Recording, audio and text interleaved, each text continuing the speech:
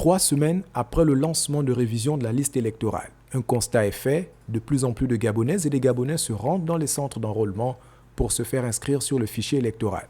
Chose curieuse, de nombreux Gabonais vont à nouveau se faire inscrire. Le traitement des données ne se fera que le mois prochain, mais sur les tests que nous avons effectués, nous constatons qu'il y a une réinscription des électeurs. Sur un test de 17 000, inscription, enrôlement, nous constatons qu'il y a près de 3 500 électeurs déjà enrôlés qui sont inscrits à nouveau.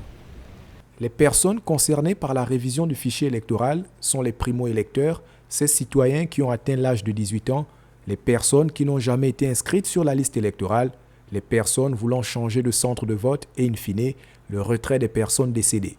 L'engouement constaté dans les centres d'enrôlement à forte population peuvent trouver solution en se dirigeant vers des centres d'enrôlement décongestionnés. À Libreville, le gouvernorat, par exemple, accueille également les personnes concernées. Nous faisons avec ce qui est à notre disposition. Naguère, on utilisait les salles de classe parce qu'on était en période de non-scolarité. Là, comme bâtiment administratif disponible, il n'y a que les mairies d'arrondissement. Je dois aussi indiquer que le gouvernorat l'esprit est ouvert. Et nous avons dit aussi qu'on peut s'inscrire à n'importe quel lieu du territoire national. Donc rien n'empêche les habitants de Zingayon, du 6e arrondissement, d'aller vers les autres centres qui sont moins engorgés, comme le gouvernorat, comme l'hôtel de ville de Libreville.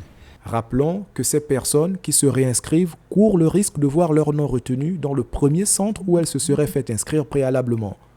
Il est donc demandé à ces personnes de vérifier simplement leur nom sur le fichier électoral et, le cas échéant, présenter un récépissé d'inscription.